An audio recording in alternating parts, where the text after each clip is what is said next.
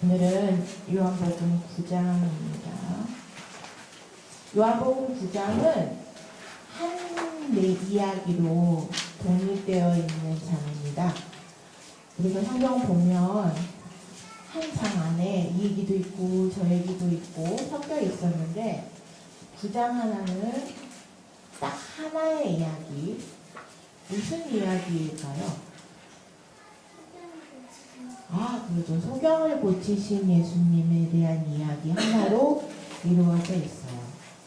그 중에서 오늘 우리는 앞부분 일을 행하시는 것과 그 다음에 제일 마지막 부분을 놓고 오늘 말씀들을 살펴보도록 하겠습니다.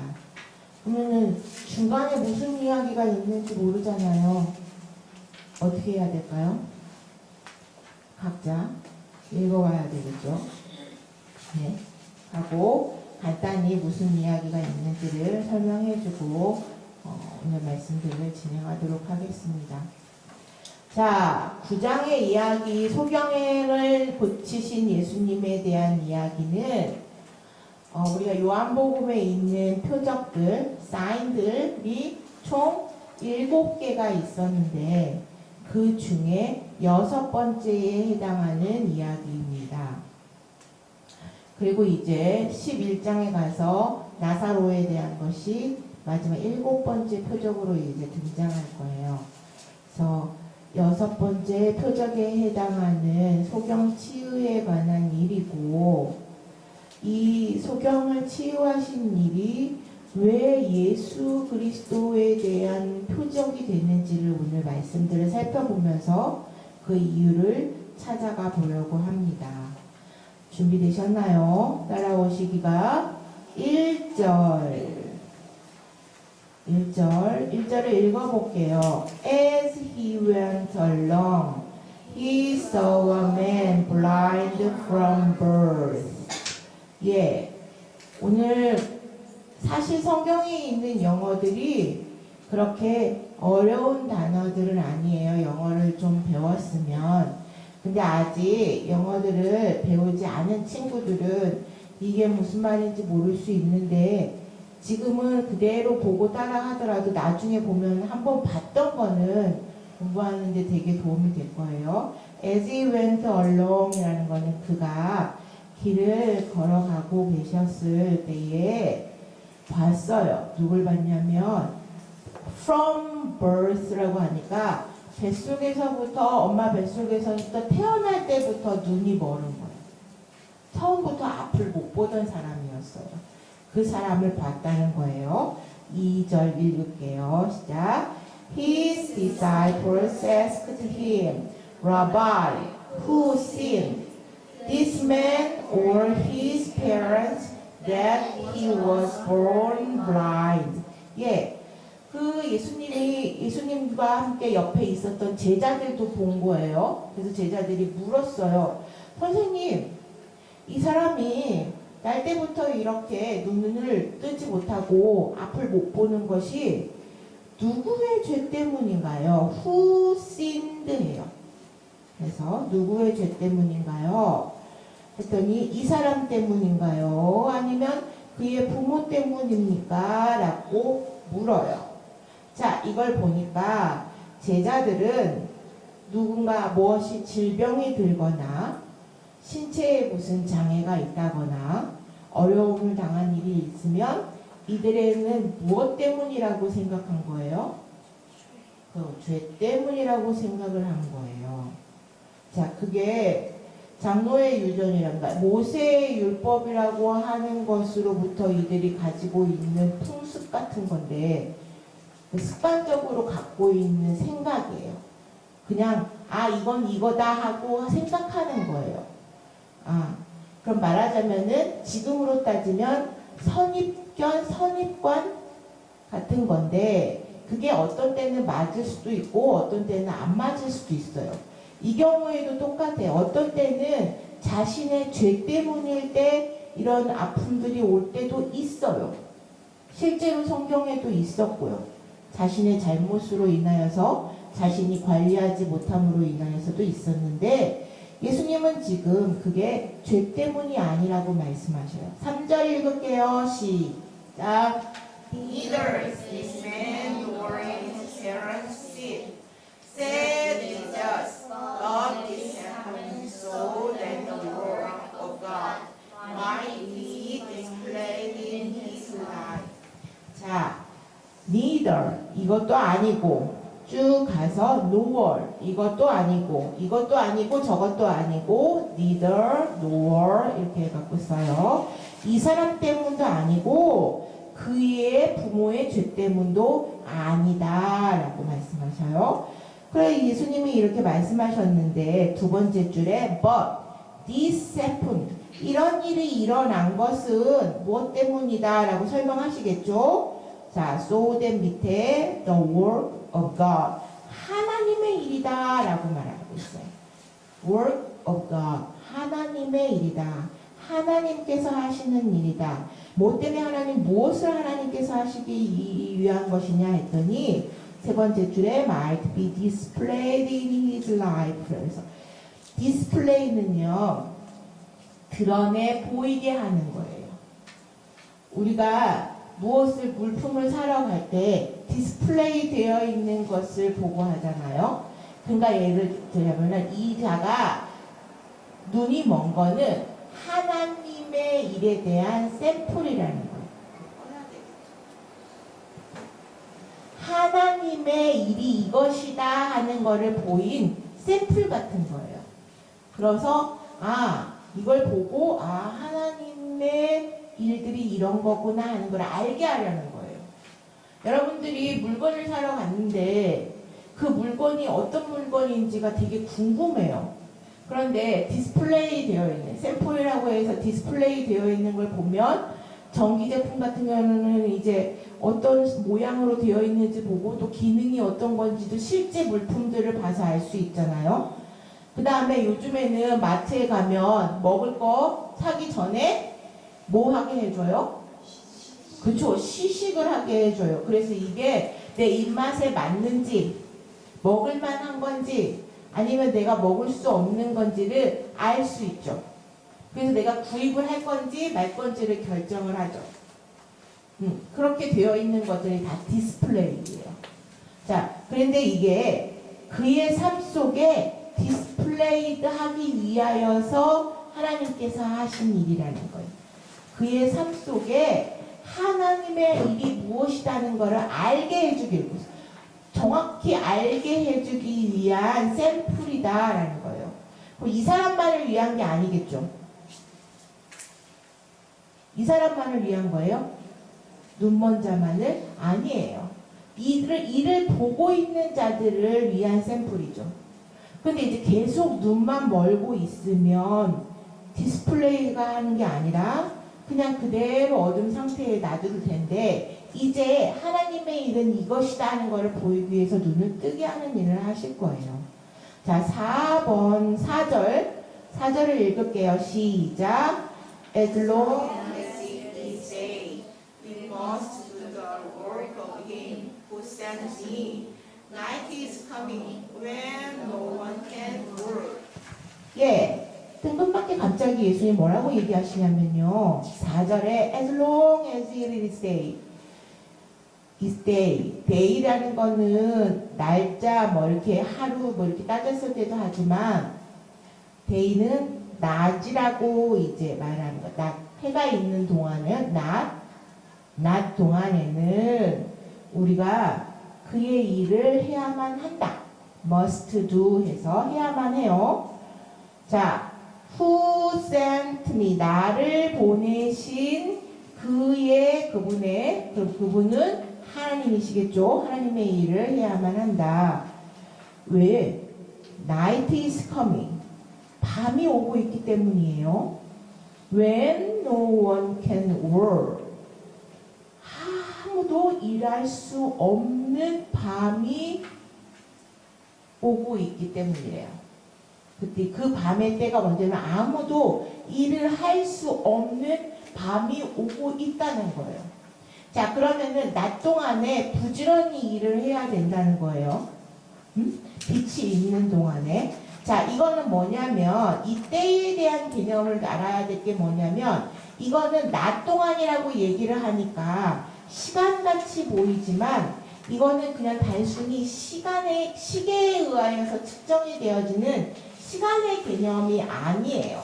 이 낮 동안이라는 거는 뭐냐면 하나님께서 갖고 계시는 어떠한 계획, 그 다음에 의도, 좀 어려운 말로는 경륜이라고 해요. 이것이 아직까지 계속 무르익어 가고 있는데 하나님께서 아직까지 이 땅에 예수 그리스도를 보내어서 구원의 역사를 이루어 가시고 계시는데 아직까지 예수 그리스도의 긍휼의 역사가 이루어지고 있는데 이때가 낮이에요. 그럼 밤은 이것과 반대겠죠. 밤은 뒤에서 뭐라고 얘기하냐면 심판, 저지먼트라고 해서 심판에 따라 때라고 아예 얘기를 해요. 그때는 긍휼이 없어요. 구원의 어떠한 그 역사의 시대가 이제 마감이 됐어요. 하나님의 어떠한 의도와 계획하고 경륜하심에 대한 것도 이제 꽉 찼어요. 그 수에. 해서 이 낮 동안에 너희들이 부지런히 이 땅에 오신 예수 그리스도의 빛을 발하라 라고 하는 거예요. 그 일에서 내가 지금 낮 동안에 해야 할 일을 하고 있다. 그럼 낮 동안에 우리는 무엇을 해야 하냐라고 하는 것이 아까 디스플레이라고 샘플이라고 했기 때문에 어둠에서 보지 못하는 사람들을 이제 빛을 주어서 볼 수 있도록 하는 게 우리가 낮 동안에 해야 할 일이다 라고 디스플레이 하고 계시는 거예요. 자, 넘어가세요. 5절 읽어볼게요. 큰 소리로 시작. While I am in the world, I am the light of the world. 자, 이거 예수님이 뭐라고 말씀하시면 내가 세상에 있는 동안에는 나는 세상의 빛이라는 거예요. 자, 그러면은 예수님이 세상의 빛이에요. 그러면 우리도 빛에 거하기 위해서는 예수님 옆에 딱 달라붙어야 있어야 빛에 거하는 자가 되겠죠. 낮 동안에 그분 앞에 딱 달라붙어서 그분이 가시는 길, 그분이 하시는 일, 그분이 어떠한 것들을 이루어 가시는지를 보고 그와 같은 일들을 행해야 우리가 낮 동안에 우리가 해야 할 일들을 해내갈 수가 있어요. 자, 6절 같이 읽겠습니다. 시작. Having said this, he spit on the ground, made some mud with the saliva, and put it on the man's eyes. 네, 6절에 있는 단어들은 사실 평상시에 볼 수 없는 단어들이 나올 수도 있어요. 자, having said this, 이 말씀을 하신 후에 하시면서 이 말씀을 하시는 동안에 예수님이 뭘 하셨냐면요. spit 하는 게 아니라 자, 발음 그대로 생각하시면 돼요. spit 하면 어떻게 되거든요? 침이 뱉어지는 것 같죠? 그러니까 이게 단어가 되게 희한한데 그거를 읽으면 마치 침을 뱉는 것처럼 돼요. 그러니까 그렇게 외우면 돼요. 자, 그럼 한번 우리도 한번 해볼까요? 자, 그렇다고 진짜 침을 고와가지고 침을 뱉으면 이제 곤란해요. 자, 스핏이라는 단어를 하면은 바로 이 침을 뱉었다는 얘기예요. 스핏, 시작. 스핏. 안 잊어버리겠죠? 잊어버릴 것 같아요? 스핏이 뭐라고요? 침을 뱉었대요. 어떻게 침을 뱉을 수가 있어? 땅에 침을 뱉으셨어요. 자, 그 다음에 머드 축제 간다고 하죠. 그 진흙을 좀 이렇게 해서 그 침과 함께 saliva는 타액 이런 거 말하니까 그 침과 함께 진흙을 이렇게 갰어요. 뭐라고요? 이렇게 해석했어요. 이 사람 몰라요. 눈을 못 보니까. 그죠? 여러분은 볼 줄 알고 이게 뭔지를 아니까 그러는데 볼 줄 아니까 그러겠지만 몰라요. 그죠? 몰라요. 그분으로부터 나온 걸 말하는 거예요. 그러니까 이거는 또 뭐에 대한 이야기가 또 알아야 되냐면 이거는 더불어서 너희들이 부정하고 정결하지 못하다 하는 것으로 낫게 하고 깨끗하게 하시는 거예요. 우리들의 기준에서 거부감 있고 부정되다고 생각하는 거예요. 하나님 편에서는 하나님 편으로부터 온 건데 이 얘기가 어디에서 나오냐면요. 베드로에게 하나님이 하늘로부터 막 온갖 그 잡다한 그 벌레, 찢기, 막 이 보자기에 쌓여서 갖은 혐오스러운 벌레들을 이렇게 해서 내려보내시니까 베드로가 막 그거를 부정한 걸 보니까 어떻게 할지 모르지만 네가 왜 그거를 부정하게 여기냐고 해요. 이거 왜 그러냐면은 이자가 이방인들에게도 역시 복음을 전해야 되는데 베드로는 지극히 유대인이란 말이에요. 그렇기 때문에 그냥 막 꺼려하는 거예요. 사마리아 사람들도 봐야 돼요. 그죠? 그런데 이들을 자꾸 너네들은 안 돼 하고 자꾸 밀어내는 거예요. 우리도 마찬가지. 내가 보기에는 이것이 정말 안 돼. 너무 아닌 사람이야. 막 지나가다가도 막 쟤를 보면은 쟤하고는 이제 놀지 말아야 되겠다. 나를 나름대로 이제 부정해요. 근데 만약에 그가 하나님의 신이 임하는 자라고 생각했어. 나한테 정말 거린같이 누더기 옷 입고 거린 같은 사람이 왔는데 옛날 암행어사 출두하는 거 알아요? 이몽룡 얘기도 알아요? 몰라요? 암행어사 이몽룡 얘기를 모르는구나. 춘향전은 알아요? 알아요? 거기에서 이몽룡이 거의 그지 같은 모습으로 이렇게 해서 나타나니까 춘향의 엄마가 막 내쫓아요. 왜 이 말도 안 되는 그걸 알고 우리 딸이 다 죽게 생겼는데도 제가 몽룡이라고 하는데 나타난 거 보니까 아무것도 아니고 누더기같이 거지같이 이렇게 해서 나타나니까 아이고 우리 딸은 죽었네 하면서 해가지고서는 문전박태하고 그래요. 근데 결국 그 사람 누구였냐고요? 암행어사였어요. 자기를 살릴 자가 왔는데 그의 우리는 겉모습만 이렇게 보고 판단해서 우리가 그를 밀어낸다는 거예요. 그 자가 여호와의 신이 임한 자인지도 모르고 하나님은 이렇게 깜짝 같은 출현을 시키시기도 하고요. 우리가 생각할 때 우리의 기준을 넘어서는 일들도 하세요. 왜냐하면 너희의 속에 있는 네가 진짠지 가짠지 너희의 속에 있는 것이 너희의 기준에 의하여서 모든 걸 판단하고 있는지를 하나님 계속 살아보셔서 하는데 만약에 눈을 볼 수 있었다면 이 사람도 할 수도 있어요. 옆에 보고 있는 제자들은 아마 이렇게 했을 수도 있어요. 그런데 예수님은 그렇다는 너희가 부정하다고 정결치 못하다고 하는 것으로 지금 바르시는 거예요. 자, 이게 왜 안 되냐면요. 뒤에 가면 이게 안식일에 하신 일이거든요. 우리가 마지막 절 14절에 가면 안식일에 하신 일인데 이들이 만들어 놓은 장로의 유전에 안식일을 금하는 조항들이 있었는데 하나는 뭐냐면 반죽하지 말라. 뭐 이렇게 반죽하지 말라고. 그런데 지금 뭐들을 반죽했잖아요. 진흙을. 그 다음에 또 하나는 뭐냐면 침을 바르지 말라고 했어. 그냥 부정되다고 했어. 근데 지금 예수님은 뭐라고 하냐면 그걸 완전히 깨부시는 일을 하는 거예요. 그러니까 침을 뱉어서 그거를 진흙을 반죽을 이겨서 그거를 침이 섞인 거를 바르고 있다는 거는 이들이 만들어 놓은 그 유전의 법을 완전히 반기를 들고 나오시는 힘이에요. 우리가 이제 성경을 봤을 때 이게 그게 뭐가 굉장히 중요해서 이렇게 자세히 설명을 해놨을까 했더니 바로 그 의미가 담겨 있었던 거예요.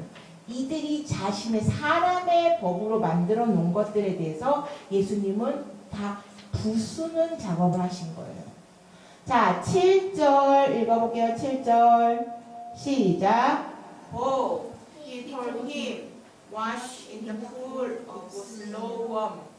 This word means sent. So the man went and washed and came home seeing. 네, 졸려요? 정신 차리고 봐야 돼요. 자, 7절 가라. 그가 말씀하셨어요. 어디로 가라고요? 실로암 못으로 가래요. 자, 실로암은 무슨 뜻이에요? 밑에 줄. 그 설명 다 돼 있어요. 거기에 해석 다 돼 있지. 이 말은 보냄을 받았다라는 뜻이에요. 자, 그래서 그래서 그 사람이 가서 씻었어요. 그리고 보게 돼서 집으로 왔어요. 실로암 못은요, 예루살렘의 남쪽에 위치해 있대요. 예루살렘 남쪽에. 그 다음에 길이가 19m. 19m면은 어느 정도죠? 1m가 이만큼이에요. 이거에 19개가 있다고 생각해야 돼요. 여기보다 훨씬 넓어요. 그죠? 여기서 여기까지는 될까요? 길이. 그 다음에 넓이가 6m요. 요만큼 되지 않나 싶어요. 요만큼. 잘 생각해봐요. 실로암 못이라고 하는 실로암 연못이에요. 연못같이 만드는. 사실은 연못이 아니라 뭐냐면요. 히스기야 때 만든 건데, 히스기야 왕 때, 아수르의 왕 사네립이 공격을 해오면, 예루살렘은 이렇게 성리로 되어 있기 때문에 딱 공격해와갖고 포위해버리면은 물을 못 길어가요. 물이 없어요. 예루살렘 안에는요. 그래서 예루살렘 밖에서 기온이라고 하는 어떤 시내가에서 물을 길어다가 물을 공급을 받았어요. 그런데 성을 딱 둘러싸버려요. 와서 포위해버려요. 그러면 이들이 특별히 공격을 하지 않아도 뭐 때문에 함락을 당하냐면 물이 없어서 망하는 거예요. 예루살렘이. 지역이 그래서. 지형이 그래서 히스기야가 그 물을 공급하기 위해서 못을 만든 거예요. 자, 그런데 이게 인공으로 연못을 만들었어요. 그러면 가만히 놔두면 이제 연못에 물이 어떻게 될 것 같아요? 마르고 썩어요. 그죠? 물은 흘러야 돼요. 어딘가로 흐르고 어딘가로 흘러나가야 돼요. 자, 그래서 머리를 그때 당시에도 되게 기술이 발달했나 봐요. 당시에 기술이 발달을 되어서 밖에 있는 기온 시내가까지 350m 정도 된대요. 약. 그러니까 예루살렘 바로 옆에서 흐르고 있던 거예요. 자, 거기서부터 그 밑에가 이제 돌이에요. 이스라엘의 사진들을 이렇게 보면은 다 돌짝밭들이에요. 보면 암반이에요. 소금도 그 암석에서 소금을 얻게 할 정도로 사해에서 소금을 먹는 게 아니라 그들은 소금 돌을 가지고 소금을 만들 정도로 그 정도로 돌이 많아요. 근데 이제 그 암반을 뚫어요. 천연 암반 성물이에요. 그대당 히스기야가 처음으로 개발한 게 암반수예요. 그 제주 안반에서 뭐하고 이게 다 선전하는데 이 사람들은 훗하고요. 최초의 안반수를 개발한 사람은 히스기야 왕이에요. 자, 그 안반을 뚫어가지고 거기다가 파이프를 만든 거예요. 파이프를 만들고 실로암 못에서 거기서 하는 것이 또 이제 흘러야 되니까 그것에 대한 통로를 이제 쭉 만들어가지고 물이 계속 공급이 들어오도록 만든 거예요. 그러니까 물론 무엇인가 이렇게 했다가 경사가 지게 만들었겠죠. 그렇게 해야지 자연적으로 이제 흘러 들어올 테니까. 그렇게 기술이 굉장히 발달했던 시대예요. 우리가 생각하니까 아주 먼 그 미개한 사회일 것 같은데 그게 아니라고요. 해서 그 기온 시내가에서 실로암까지 물이 계속 공급되도록 만들었던 히스기야 왕 시대에 있던 그 실로암 못에 가서 이제 씻으라라고 했는데 실로암의 뜻이라는 게 되게 중요한 거예요. 보냄을 받았다라고 하는 거죠. 예수님이 주장하시는 게 뭐예요? 내가 하나님께로부터 보냄을 받았다는 거예요. 또 주장하는 게 뭐냐? 너희가 낮 동안에 보냄을 받아, 그분으로부터 보냄을 받은 그 하나님의 일들을 해야 한다라고 예수님이 앞에서 말씀하셨고, 그거에 아주 상징적으로 실로암에 가서 씻어라 라고 얘기를 하고 있는 거예요. 이게 같은 맥락의 뜻에서 이어지고 있는 거예요. 그러면 우리는 보냄을 받은 자로서의 자리에 위치해 가면 그 빛으로 인하여서 우리는 이제 우리의 영적인 눈을 뜨게 된다라고 하는 것으로 이게 해석이 될 수 있는 거죠. 자, 8절을 읽어볼게요. 8절 시작.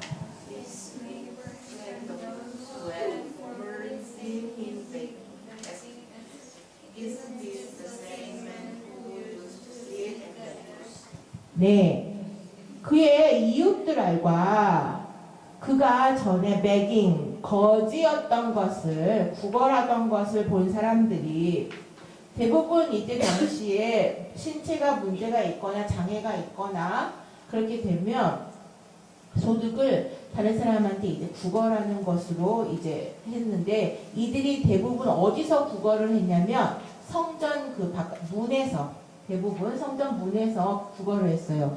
그 베드로가 안진뱅이를 일으켰던 것도 성전 미문에서 일어났던 일인 것처럼 사람들이 가장 많은 사람들이 오고 가고 하는 성전의 근처에서 구걸들을 했기 때문에 이들을 눈 먼 자를 본 사람들이 있었을 거예요. 그들을 말하는 거예요. 그들이 이제 물었어요. 자, 그가 눈을 뜨게 된 것을 이제 봤죠. 이 사람이 앉아서 구걸하던 사람이 아니냐. 9절 보니까 아 맞다. 어떤 사람들이 이 사람이 그 사람이라고 주장을 해요. 근데 others, 다른 사람들은 말하죠. 아니야. 9절에 그 제일 옆에 페이지를 다시 넘어가요. No, he only looks like him. 아, 그 사람처럼 보이는데 그 사람은 아니야.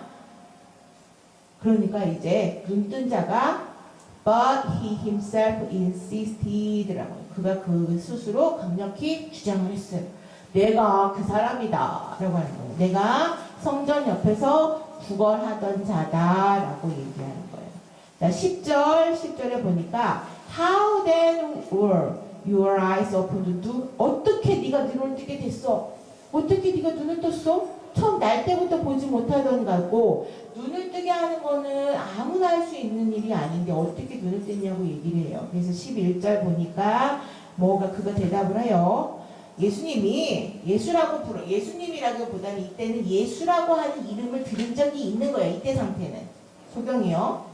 눈먼자가 이때 상태에서는 예수라고 부르는 사람이 나한테 와서 나한테 진흙을 만들어 갖고 침을 뱉은 그 진흙을 만들어서 내 눈에 발랐어. 그러고 나서 나한테 실로암 못에 가서 씻었어라고 해갖고 내가 가서 씻었더니 내가 볼 수 있게 됐다라고 하는 거예요. 그가 이제 대답을 해요. 이때 당시에 이 사람의 상태는 그냥 예수라는 이름을 한번 들은 적이 있는 거예요. 이 상태는. 자, 12절에 Where is this man? 그럼 그 사람이 어딨어? 이 사람이 어딨냐? 라고 물어보는 거예요. 왜냐하면 그 일을 행할 만한 사람인지를 이제 궁금하기도 했지만 이들이 뭘 알고 있었냐면은 이러한 표적들을 행하고 가는 예수의 행적들을 들은 적이 있는 거죠. 그리고 계속 뭘 하고 있냐면 예수를 어떤 꼬투리를 잡아서 죽이려고 쫓아다니고 있는 자들이에요. 그렇기 때문에 지금 그 사람이 어디 있는지를 묻고 있는 거죠. 그런데 이제 몰라요. 예수님이 그 다음에 어디로 이동하셨는지 이 사람 나도 모르겠다라고 하는 거예요. 13절에 그러니까 이제 이 예수를 못 찾으니까 이들이 눈에 먼 자를 데리고 바리새파 사람들한테 데리고 갔어요. They brought to the Pharisees the man who has been blind. 그래서 바리새파 사람들에게 데리고 갔어요. 이 사람들이 왜 눈을 뜨게 한 걸 놓고서는 예수를 찾았냐 하면요. 이사야 29장 18절에서 19절. 이사야 29장 18절에서 19절하고 같은 이사야 35장 5절에서 6절 안 찾아도 돼요. 쓰시는 분들 위해서 천천히 설명하고 있는 거예요. 35장 5절에서 6절, 그 다음에 61장 1절에서 2절, 61장 1절에서 2절, 이사야서에서는 메시아에 대한 얘기들이 굉장히 많이 나와요. 그런데 이 불러드린 구절에서는 특히 메시아가 눈먼 자의 눈을 뜨게 한다는 것을 예언하고 있어요. 그래서 이들이 이사야서를 읽었다면 분명히 이사야서를 읽거든요. 항상 이들이 모여서 읽는 게 이사야 선지자의 글과 토라의 글을 읽거든요. 그래서 이 구절들을 알고 있기 때문에 예수님께서 그들이 알고 있는 내용으로 내가 메시아이다라는 것을 지금 말씀하시기 위해서 눈을 뜨는 일들을 해 나가고 계시는 거예요. 자, 넘어가요. 자, 14절. 14절은 한번 크게 읽을게요. 시작.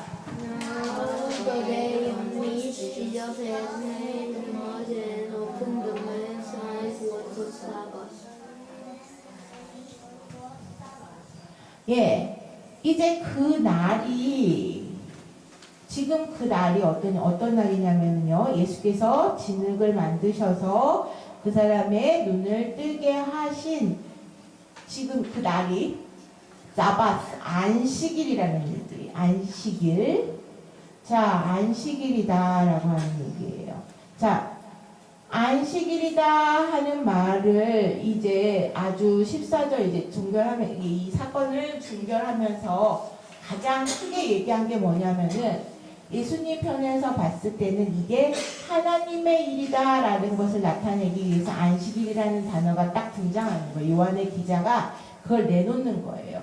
또 하나는 뭐냐면 그와 반대되는 세력들은 안식일에 이 같은 일을 했다고 하여서 그 눈먼 자도 출교하고 그 다음에 예수님도 죽이려 하고 했다는 양면의 것을 동시에 말해주기 위해서 요한이 안식일이라는 것을 지금 강조하고 있는 거예요. 자, 하나님의 일이다 하는 것, 이 안식일이라는 것은 그 창조의 사역과 같이 맞물려서 이해를 해야 돼요. 여기에서의 안식일은요. 왜냐하면 창조의 사역의 제일 첫날 하신 일이 뭐예요? 빛과 어두움을 가리는 일. 우리 친구들은 벌써 성경을 공부를 해서 답을 뭐라고 하냐면요. 빛과 어두움을 가리는 일을 한다고 했어요. 굉장히 공부들을 열심히 잘한 것 같아요. 이건 학생을 칭찬해야 돼요. 선생님을 칭찬해야 돼요. 학생도 칭찬받고 학생도 칭찬받고 선생님도 칭찬받고 칭찬하는 의미에서 잠도 깨는 겸해서 박수 3번만 크게 칠까요? 시작! 잠 안 깨요? 칭찬받은 잠도 어떻게 깨야 되는데 자, 왜냐면은 빛과 어두움을 새롭게 만드신 게 아니라고요. 창조의 사역이라고 하니까. 근데 그게 아니라 빛과 어두움을 나누다, 가리다 이 의미거든요. 근데 그 창조 사역의 첫째 날에 하신 일 빛과 어두움을 나누는, 가려내는 거기에서 근데 어떻게 되냐면 다 어두움이었어요. 다 어두움이었는데 그 가운데 빛이 있으라 하면서 빛이 비춰지는 것과 어두움에 아직 있는 것과가 이제 나누어지는 일이 생겨나는 거예요. 그러면 다 아까 얘기했죠.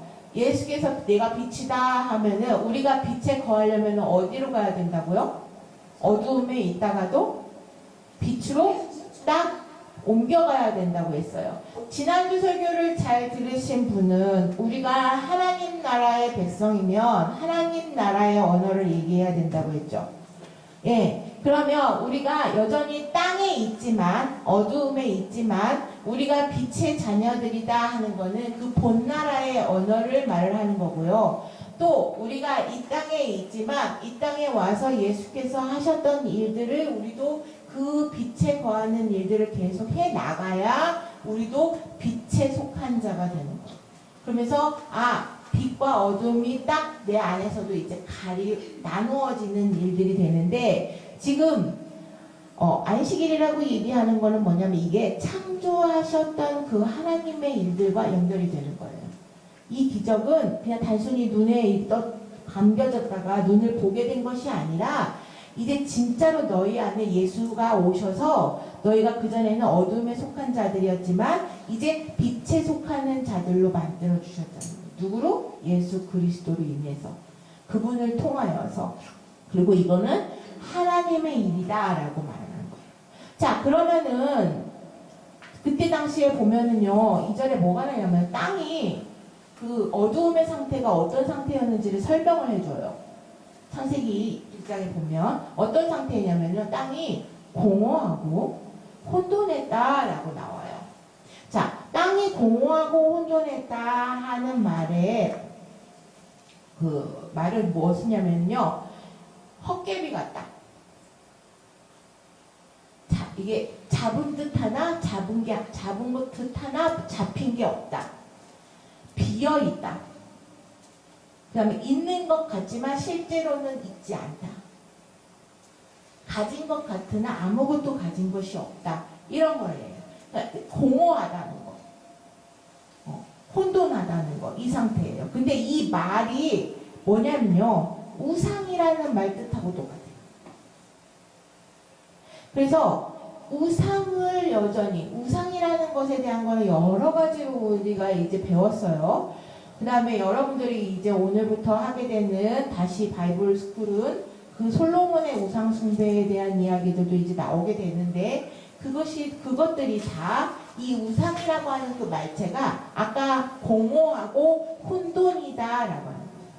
그러면은 하나님의 그 빛에 거하지 않는 예수의 그 세상의 빛으로 오신 그 예수에게부터 그분의 일을 하지 않는 자들은 다 우상 숭배하는 자들이 되는 거예요. 그런 의미에 되게 큰 의미를 가지고 있죠. 그러면 지금 뭐를 얘기를 하냐면은, 너희들이 이 눈 뜬 것으로 인하여서 내가 안식일을 범했다고 나를 죽이려고 쫓아다녀? 그러면 너희들은 뭐냐면, 너희들은 하나님의 일을 한다고 하지만 하나님의 일을 하는 것이 아니라 사람의 법에 따라서 나를, 그래서 그 어두움에 일하는 것들, 즉 우상을 쫓아서, 비어있는 우상을 쫓아서 하고 있는 너희는 우상 숭배자들이라는 거예요. 자, 그런 의미에서 지금 말을 하고 있고, 그럼 너희들이 말하고 있는 그 모세의 율법이라는 것이 너희들이 굉장히 귀한 것으로 생각하지만 그거는 모조품, 가짜라는 얘기예요. 가짜. 모조품이라는 얘기예요. 자, 그런 의미에서 지금 안식일이라고 강조를 얘기하고 있어요. 자, 이후에 뭘 하냐, 바리새파 사람들한테 데리고 갔는데 이 사람들이 그 부모를 불러요. 예수님을 못 찾으니, 어디 갔느냐 모르는데 예수님을 못 찾으니까 눈뜬 사람의 부모를 불러요. 그래서 얘가 이렇게 해서 눈뜬 것이 누구 때문이고 그가 누구로 알고 있느냐라고 얘기하니까, 이 부모는 그 무리에서 우리식으로 얘기하면 왕따를 당할 것 같아서, 지금 시대의 얘기라는 거는 쫓겨나갈 것 같아서 우리는 모른다라고 얘기해요. 그런데 실제로는 그 부모들도 알았어요. 예수라는 자가 무슨 일을 하고 다녔다는 것도 알았어요. 그럼에도 불구하고 부정하는 거예요. 왜? 출교당할까봐. 출교라는 말이 아주 요한복음에서는 독특하게 나오는 단어예요. 출교는 뭐냐면요, 그냥 단순히 쫓겨났다라는 의미의 출교가 아니에요. 여기서 출교는 뭐냐면 아예 사회에서 매장당했다는 얘기예요. 사회에서 매장당했다는 것이 여러분은 이해가 안 되죠? 그죠? 뭐냐면 이들은 이제 사회생활을 할 수 없는 거예요. 사회생활이라고 하는 거는 뭐냐면, 그때 당시로 말하자면은 경제활동이 가장 중요한데, 경제활동을 할 수가 없어요. 이들하고 거래나 매매를 하지 않아요. 같이 뭔가 이제 이 유대 사회에서는 서로 무엇인가를 돕고 그 다음에 이제 내가 도움을 받고 하는 것들의 경제 구조에서 이제 서로 너 모르는 사람이야, 출교당한 사람이야. 그러면은 어느 정도의 수준으로 해당하냐고 생각하냐면 이방인, 사마리아 사람들 정도로 생각해야 돼요. 아주 인간 취급을 안 하게 되는 거예요. 출교를 당하게 되면. 그리고 떠나야 돼요. 집에서. 바로. 출교를 당하게 되면 내가 거기에 거처하고 있던 내 부모의 집이라고 하더라도 거기서 생활을 할 수가 없어요. 그 정도예요. 자, 그런데 이게 왜 출교를 당하냐면 부모들은 출교가 두려워서 공개적으로 예수가 그리 메시아이가 하셨던 일들을 했다라고 말을 못한 거예요. 그래서 뭐라고 했냐면은 그 눈뜬 애가 알겠죠. 우리 자식이 알 거예요. 라고 핑계를 대고 말아요. 왜냐면 자기 쫓겨나갈까봐 두려워서. 그런데 이제 그러니까 이제 눈뜬 사람한테 대놓고 물어봐요. 너 누가 이렇게 해서 눈을 뜨게 했어? 바리새파 사람들이 물었더니 그 예수가 메시아이신 예수 그리스도라고 이제 고백을 하면서 그가 나를 이렇게 눈을 뜨게 해주셨다라고 하는 거예요. 근데 이제 속에 뭐를 얘기하냐면은 그가 예수가 그리스도이신 거를 당신들도 안다라고 그 본래의 성경상에는 그렇게 해서 나와 있어요. 그러면 바리새파 사람들도 안다는 거예요. 예수가 하나님 그리스도이신지를 알아요. 그런데 자기들도 두려워요. 왜냐하면 자기들이 기득하고 있는 이 권세를 놓칠까봐. 그래서 바리새파 사람들은 그 예수를 자꾸 그 존재 자체를 없애서 죽이려고 하는 거예요. 혹여라도 사람들이 그것에 말에 넘어가서 자기들이 그 세가 줄어들고 돈을 벌지 못하고 할까봐. 왜냐하면 그때 당시에 바리새파 사람들은 어떤 사람이냐면요. 제사장도 없어요. 왜냐하면 성전이 다 폐파됐기 때문에 무너졌기 때문에 제사장도 없어요. 그 다음에 서기관들도 없어요. 그 다음에 그 말씀을 가장 앞서서 선봉에서 전한다고 했던 그 SM파들도 없어요. 그 다음에 열심당원이라는 것도 아예 없는 시대예요. 요한의 시대는. 그러면은 딱 누가 하나 독점하고 있냐면 바리새파만 독점하고 있던 시대예요. 이제 아주 그 안에서 독재를 하고 이제 내 시대가 왔는데 이 바리새파 사람들은 알고 있었어요. 예수가 그리스도이심을.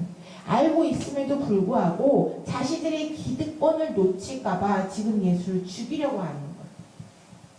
자, 35절부터 이제 읽어보기 다시 이제 시작을 할 건데, 그럼에도 불구하고 이제 소경은 예수를 그리스도로 고백했다고 했어요. 그러자 이들이 출교시켰어요. 눈먼자를. 35절에 Jesus heard that they had thrown him out. throw out은 내쫓았다는 말인데 여기서는 출교시켰다라고 했어요. 자, 35절. 예수께서 그런데 그거를 들으셨어요. 그 얘기를. 눈먼 자가 눈 멀었다가 뜬다. 고쳐주신 분이 그 예수께서 이 얘기를 들으셨어요. 그리고 그를 찾아오셨어요. 다시. 그를 찾아서 Do you believe in the Son of Man? 너는 믿냐? 인자를? 자, 요한에 등장하는 The Son of Man은 이퀄 메시아예요. 앞에서 설명했었어요. 인자라고, 사람의 아들이라고, 인자라고 하는 거는 메시아예요. 이거는 이미 선지서, 이사야 선지서를 통하여서 메시아가 인자, 사람의 아들로 오실 것이라는 것을 이미 알려줬기 때문에 자꾸 예수님은 Son of Man이라고 하는 것을 들어서 메시아를 믿느냐라고 물어보고 있는 거예요, 지금. 자, Son of Man이라고 왜 얘기를 하냐면 이들이 알고 있는 메시아는 아주 왕의 모습으로 해서 자기들을 해방시켜 줄 사람들로 와야 되는데 예수님은 자꾸 내가 메시아인데 사람의 아들이다 라고 얘기하는 거는 자신의 죽음에 대한 거를 예고하는 거예요. 내가 사람의 아들로서 죽임을 당한 후에 영광스러운 모습으로 다시 부활할 것인데 어찌됐든 간에 사람의 아들이 죽임을 당하고 고난을 당하고 찢김을 당하고 채찍질에 맞고 하는 그 고난에 대한 고난당하는 메시아에 대한 거를 지금 예수님은 Son of Man이라고 하는 거 그 단어 안에 딱 함축해서 네가 인자를 믿느냐라고 물어보는 거예요. 근데 이자 36절에 Who is he, sir? 선생님, 그가 누굽니까? 라고 얘기해요. The man asked, 그 사람이 물었어요. 자, Son of Man, 메시아라는 자가 그렇게 해서 온다는 거는 내가 아는데 그 사람이 과연 누굽니까? 라고 내게 말씀해 주세요. 내가 그를 믿겠습니다. 라고 하고 있죠. 하니까 37절에 예수님이 말고 네가 지금 보고 있는 자, 네가 지금 그를 보고 있다. 사실로, in fact, 사실로 네가 지금 보고 있다는 거예요. 자, 성경은 나랑 이렇게 해서 눈을 마주치고 보고 있어요. 성도가 내가 예수님은 아니지만 내가 메시아를 믿느냐, 우리가 메시아를 믿습니다라고 얘기했어요. 그러면은 봐요. 우리 보고 있는데 네가 보고 있는 자가 메시아다라고 하면은 누가 메시아를 믿어요? 그죠? 눈먼 자와 마찬가지예요. 나 보고 있는데 지금 앞에 계신 분, 나를 눈뜨게 해주신 분이 메시아인지는 모르고 있는 상태예요. 자, 그런데 나를 눈뜨게 해주신 분이 메시아다라고 얘기하니까 그가 뭐를 하냐면 38절에 바로 Lord, 주님이라고 얘기해요. 바로 신앙의 고백, 주님이라고, 주님 내가 믿습니다라고. 자, 이게 조각조각대로 있었던 것이 하나로 딱 종결되는 거예요. 이자는 예수라고 하는 자의 이름을 들은 적이 있어요. 저쪽에 예수라고 하는 이름을 들은 자가 있어요. 그 자가 와서 나를 눈을 뜨게 해줬어요. 아직 메시아인지는 몰라요. 그리스도인지 뭔지 몰라요. 그런데 바리새인으로부터 이제 고문을 당하고 이렇게 해서 신문을 당하고 하면서 이자에게 이제 빛이 왔잖아요. 눈이 뜨게 됐어요. 이들에게 어떤 고난이 왔어요. 하면서 조금씩 예수가 나도 모르는 사이에 내 입에서 고백을 하게 되는 거예요. 뭐 예수가 메시아이십니까? 라고 하는 것이 내 입에서 나도 모르게 고난을 통하여서 고백을 하게 돼요. 그런데 이제 확실히 예수께서 네가 보고 있는 자가 메시아다 하니까 이게 탁 맞아떨어지면서 거기에서 뭐가 되냐면 신앙의 고백이다. 주님이라고 고백하고 내 주님이라고 고백하는 거는 아주 엄청난 신앙 고백이에요. 우리 그냥 주님, 예수님 이렇게 해서 말을 하니까 그냥 아주 평범한 얘기인데 주님이라고 하는 것은 뭐냐면은 내 모든 것이 다 당신으로부터 왔습니다. 그리고 당신이 있어서 내가 있습니다. 나는 당신의 것입니다. 내 주권은 없습니다. 당신으로 인하여 당신이 하시는 말뜻에 나는 무조건 따릅니다. 라고 얘기하는 거예요. 주님이라고 하는 거예요. 그러면 모든 책임, 나로 인하여 나에게 오는 모든 책임은 다 당신에게 있습니다. 라고 얘기하는 거예요. 그가 예수님을 그리고 경배했어요. 자, 경배하고 예배한다 라고 하지. 이들은 경배할 때 어떻게 하냐면요. 어떻게 할 것 같아요? 경배했다 라고 하니까 막 우리처럼 그냥 이렇게 편히 앉아서 찬송 부르고 이렇게 해서 성경 보고 그렇게 하다가 편히 이렇게 해서 탁 앉아가지고 하겠죠. 이들의 경배는 그게 아니에요. 내가 정말 종인 것처럼 바짝 들어서 종의 모습으로 무릎을 꿇고 완전히 고개를 숙여서 땅에 엎드려서 그 앞에 그 얼굴을 들지 못하고 종이 주인을 쳐다보지 못하고 예 하는 것처럼 경배한 이 월십의 자세예요. 그렇게 했다는 거예요. 이제 완전히 나는 당신 것입니다 하고 바쳐지는 거죠. 자, 39절, 40절, 41절이에요. 자, 39절 읽어볼게요. 시작.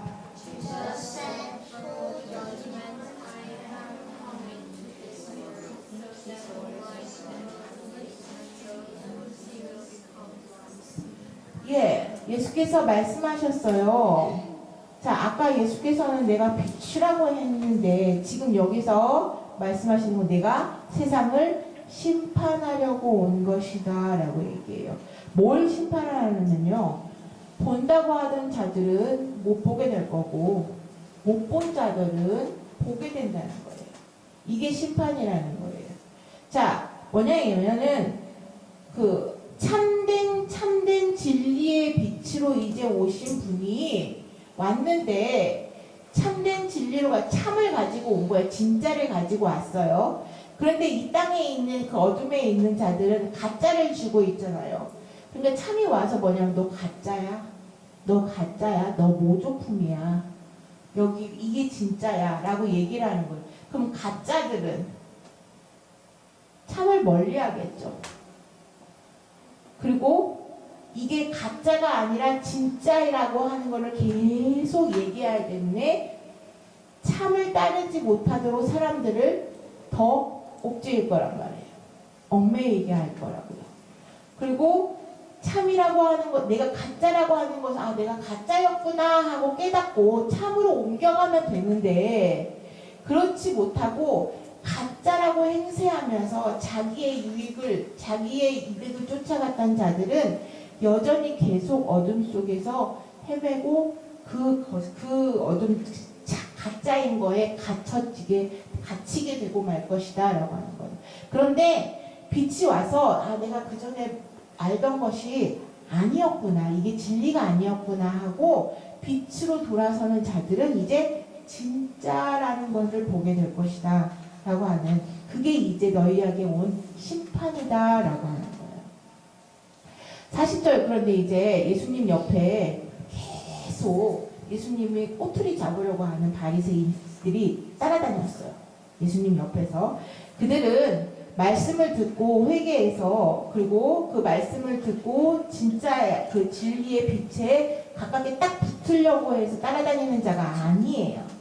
뭐냐면 조금이라도 자기의 어떠한 그 장로의 유전의 법에 걸리는 게 있으면 그거를 빌미 삼아서 예수를 잡아 죽이려고 하는 자들이 따라붙어 있던 자들이 있었어요.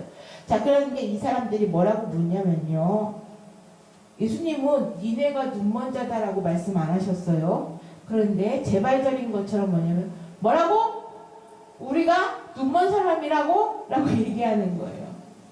자, 굉장한 역설이에요. 이거는 성경에는 굉장히 자기 스스로 자기의 죄가 스스로 드러나도록 한다고 하는 것에 역설인 것이, 예수님이 다 생각해봐요. 참 아이러니한 게, 그냥 예수님은 공중이 여러 사람한테 이제 보던 자들은 못 보게 되고 못 보던 자들은 보게 될 것이다 라고 얘기한 거예요.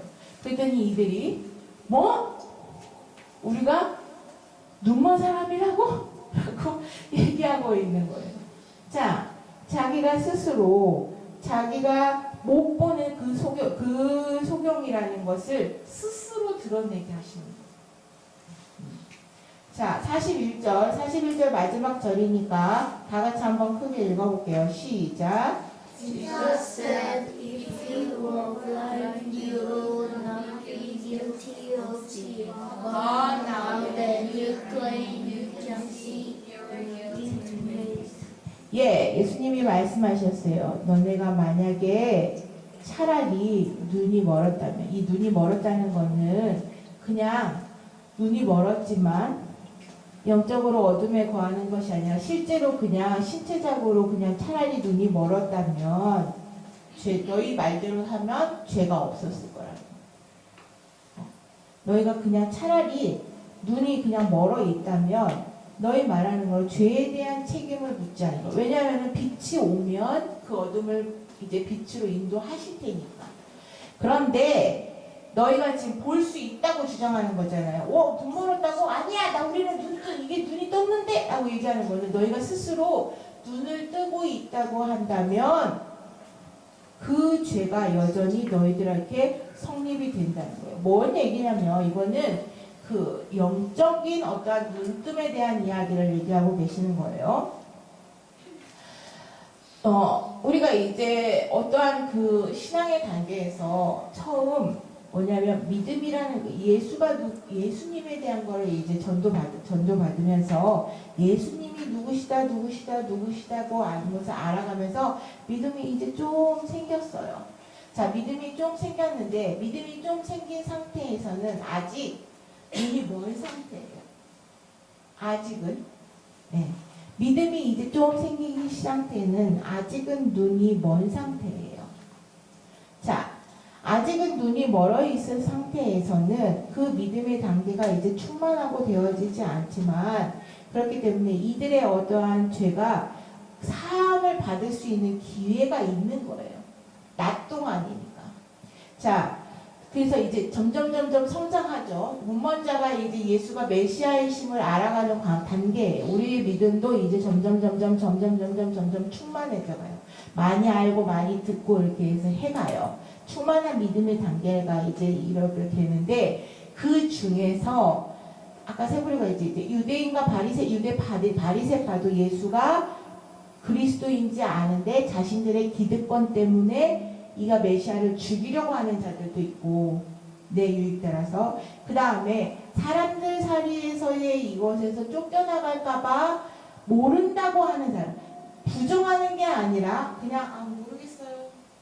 나는 아직 모르겠어요 라고 하면서 회피하는 자가 있고 그 다음 맞서서 내가 출교를 당한다고 하더라도 그럼에도 불구하고 내 믿음의 주로 고백하는 자들이 있는데 이 자들 중에서 이 예수를 주로 고백하는 자들은 그 죄가 성립이 안 된다. 왜? 책임은 예수께 있습니다.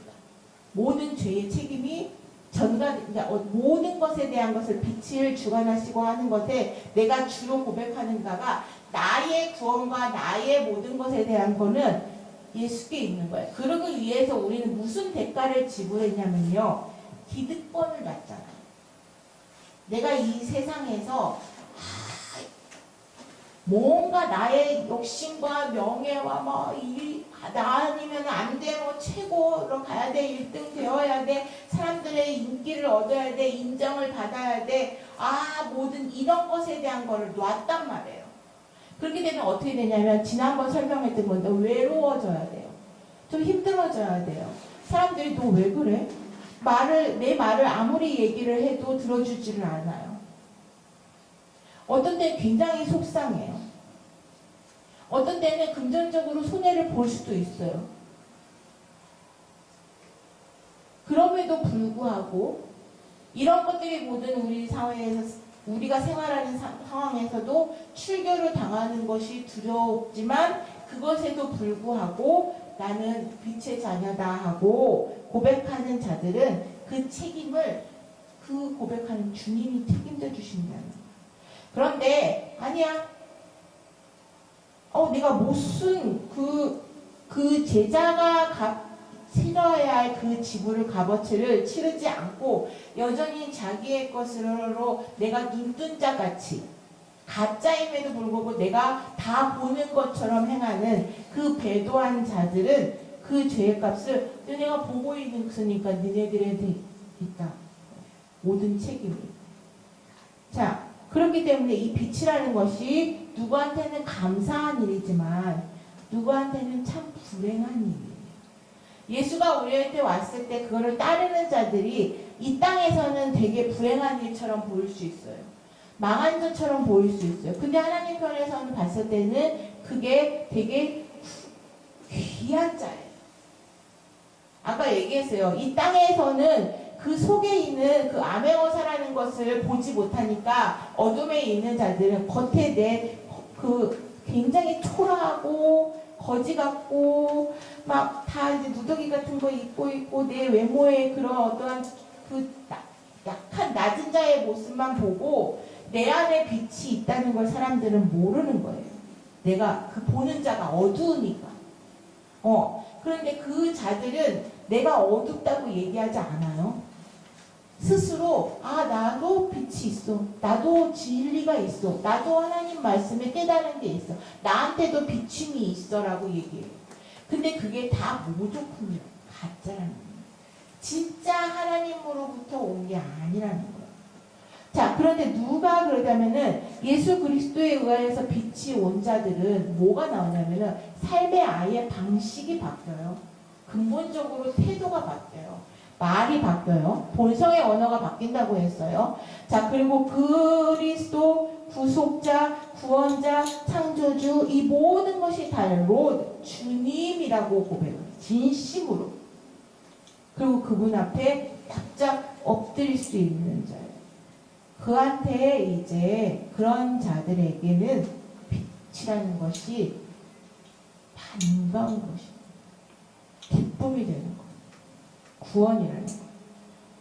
이들의 그 히브리에서 가장 큰 복인 샬롬이 되는 거예요. 근데 이 샬롬은 우리가 받은 거예요. 우리가 벌어서 된 것이 아니라고요. 그리고 이게 진짜 본다는 것은 우리가 진짜로 이렇게 해서 본다는 것은 하나님의 은혜로 주어지는 거예요. 결코 자기가 얻는 게 아니에요. 내가 뭔가를 막 열심히 해서 얻는 게 아니라 그 빛이 왔기 때문에 빛에 거하고 있기 때문에 자연적으로 그거밖에 모르니까 하는 거예요. 어제가 아니죠. 요즘 근래 목사님이 조금 이게 헛갈리는 게 뭐냐면요. 하도 이제 이번 주에 오늘부터 이제 바이블 스쿨이 새로 시작을 하니까 그것뿐만이 아니라 이제 여러분이 이제 설교하고 뭐하고 하니까 한 일주일 내내 내가 이 성경 어떤 구절에만 꽂혀가지고 있는 거예요. 뭐 이것일까 하고서는 막 헤쳐가면서 그 꼬리를 물고 막 생각이 거기에 멈춰 있는 거예요. 그래서 이제 어제는 이제 분석이라고 해서 각자 가정 임상하고 상담하고 있는 선생님들이 갖고 있는 거하고 분석이라고 얘기하니까 막 굉장히 막 파헤칠 것 같은데 그게 아니라요. 어떤 걸 코치를 할 것인지를 이제 서로 피차 막 얘기를 나누는데 갑자기 뭐가 나오냐면요. 내가 꽂혀있는 말만 계속 나오는 거예요. 그래갖고 그 용어가 내용은 똑같은 말이에요. 제가 신기하게 얘기하는 게 이 땅에 있는 사람들한테 자연인에게도 하나님은 하나님의 뜻과 계시를 펼쳐주셨구나라는 걸 제가 상담이라는 공부를 하면서 느낀 거거든요. 그들은 용어를 다른 거로 쓸 뿐인데 패턴은 지극히 성경적이에요. 그래서 어제 이제 패턴이 똑같은 패턴의 이야기들이 나오니까 우리는 얘기하잖아요. 솔로몬의 잘못을 그 루어볼에게 얘기하잖아요. 어제도 똑같은 패턴의 이야기가 대를 이어가는 이 모든 게 나오는 거예요. 그래서 하니까 이제 저는 용어가 자꾸 성경의 용어가 나오니까 그 중에 한 분이 그 골수 붉으신 자가 있어요. 한 분이 다 이제 아니에요. 그래서 하는데 우리는 그런 거 아랑곳 없이 하나님의 이야기를 서슴지 않고 해요. 근데 이분이 조금 힘들었나 봐. 교수님, 이게 뭐예요? 물어보더라고요. 이제 자기 나름대로는 대단한 반격이에요. 네? 그래서 그 말이 무슨 말이냐고 단어를 못 알아들었으니까 이제 얘기를 해달라고 하는 거예요. 그랬더니 그때서야 제가 탁 하면서 내가 그런 말을 했어요? 라고 얘기를 한 거죠. 근데 저는 자연스러우니까 내가 뭔가에 하나에 딱 밀착되어 있어서 그거에 했으니까 이 용어로 얘기해야 되는데 이 나라의 용어로 얘기하고 네이티브 랭귀지가 바뀐 거예요. 그래서 얘기를 했는데 이쪽 사람들은 내용은 알겠는데 그 말을 못 알아듣는 거죠. 이제 어제 그거를 이제 실감을 하는 거예요. 패턴은 알아요. 제가 얘기했잖아요. 이 유대인들이 모르는 건 아니라고요. 안다고요. 그런데 본성의 언어는 다른 거예요. 그러니까 그래서 설명을 해줬어요. 그런데 이제 딱 거기서 그렇구나. 빛에 거하는 자들, 이제 빛에 붙어가지고 이제 빛이 와서 하는 자들은 내가 뭔가 열심히 이걸 하려고 막 해갖고서는 내가 벌어서 하는 게 그렇게 만들어 가시는구나. 그러면은 우리는 그 빛의 언어들을 그렇게 해서 그 만들어 가시는 그분한테 붙어서 그분이 하시는 대로 하고 있으면 나도 모르는 사이에 그 나라의 언어를 하고 있는 거예요. 그분이 제가 봐서는 좀 불편한 길을 자기 나름대로는 보이신 거예요. 제가 배우고 있으니까 뭐라고 얘기를 못하죠. 아니면 오지 말라고 하니까. 저는 깔끔히 그래요. 이제 배움이 다 끝났으면 오지 마시고, 좀 껄끄러우신 분이 있으시면 오지 마시고, 저도 안 오시면 좋겠어요. 저는 아예 대놓고 그러거든요. 그런데 이제 그런 거죠. 자, 이들에게는 똑같이 어떠한 비춤이 어쨌든 간에 이제 비춤이 왔어요. 그런데 이제 여전히 그들은 자기의 나라의 본국의 것을 가지고 있어 이 말을 못 알아들어요. 근데 이제 우리는 아까 얘기한 대로 여러분 배우고 나니까 아직 교회 안에 있어서 많은 이야기를 듣고 그 교회 안에서 굉장히 나이를 먹고 교회 안에서 성장돼서 어느 정도 자기 그레이드가 됐다 하는 자들의 입에서도 이 어린아이들 얘기하는 것처럼 진짜의 얘기를 하는 사람이 없어요. 뭐냐면 아까 얘기했듯이 창조의 차역에 첫날에 무슨 일이 일어났냐고 얘기했을 때 대부분은 자기가 그냥 원래 알던 그냥 그대로의 이야기들입니다. 그런데 벌써 이 아이들은 발에서 이렇게 나도 모르는 사이에 툭 나오는 것이 진리의 이야기들을 한다고요. 그래서 교육이 굉장히 중요하다는 것을 더 느낀 거예요. 무엇을 듣고 무엇을 보고 무엇을 말하고 하는 것이 굉장히 중요하다는 걸 느껴요. 거리감이 나도 모르는 사이에 그분과 여기에 있는 멤버들이 우리도 알지 못하는 괴리감을 느끼거든요. 우리가 말하고 하는 것에 동조하지 못하는 것을 느껴요. 그럼에도 불구하고 무엇인가 알고자 하는 것이 있어서 달아붙긴 했죠. 그런데 이제 결정적인 순간에 내가 모른다는 그런 거를 스스로 이렇게 해서 내놓더라고요. 그게 근데 그냥 모르는 게 아니에요. 반기예요. 반역 배도예요. 성경은 이제 자신의 죄에 대해서 이제 스스로 드러내게 하시는, 빛이 오게 되면 어둠에서 그것을 고수하는 자, 기득권을 고수하는 자들은 스스로 여전히 죄가 성립되고 있는 것을 스스로 그 굴레에 머물게 된다는 것에 대한 걸 얘기하는 거예요. 자, 말씀을 이제 맺을게요. 우리의 믿음에 눈먼자의 과정을 볼게요. 예수라 하는 자를 알았어요. 들었어요. 우리 안에 이제 예수님이 어떤 분이시다는 것을 알았어요. 그리고 그분으로 인하여서 우리가 조금씩 더 알아가요. 자, 알아가는데 중요한 건 뭐냐면 여기에서 분명히 배도나 반역이나 회피나 모른다 하거나 부정하거나 하는 일들을 일어나는 사람들이 분명히 나온다는 거예요. 왜? 내가 이 땅에 머물러서 누려야 할 것들이 있잖아요. 그것에 대한 것을 우리를 유혹하고 미혹해요. 그래서 우리는 예수가 그리스도이고 메시아이심을 고백하지 못하는 일들이 나올 수 있어요. 단 이 모든 것에 대한 값을 지불하고서라도 이 땅에서 우리가 매장당하거나 그들로부터 힘들어지거나 어떠한 것을 외로워지거나 이 모든 것을 다 값어치를 지불하고라도 내가 예수가 그 빛에 거하는 자의 일을 낮 동안에 우리가 꼭 해야 할 일을 한다면 우리의 생활과 태도와 어떤 언어와 행동과 이 모든 것들이 변화한다면 그것으로 인하여서 우리는 주님이라고 고백할 수 있는 하나님 아버지라고 할 수 있는 아들의 자격이 주어지는 거예요. 그리고 그때부터는 하나님께서 우리의 모든 것을 다 책임져 주실 거예요.